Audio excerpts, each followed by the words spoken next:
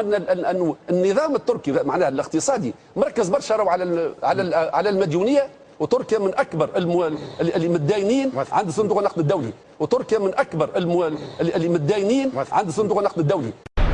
أكد نائب رئيس الوزراء التركي علي باباجان أن حكومته خصصت مبلغ 5 مليارات دولار لتمويل صندوق النقد الدولي.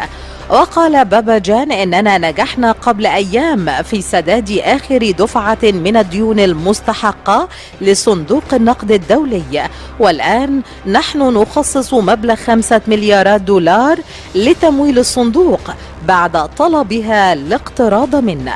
وتركيا من اكبر اللي متداينين عند صندوق النقد الدولي، حيث سددت 424 مليون دولار لصندوق النقد الدولي، وهو آخر قسط من قروضها للصندوق التي بلغت 53 مليار دولار، وبذلك تنهي رحلتها التي بدأت معه منذ عام 1961 لتتحول من دولة مستدينة إلى دولة دائنة تساهم في دعم ودائع الصندوق بما قيمته 5 مليارات دولار.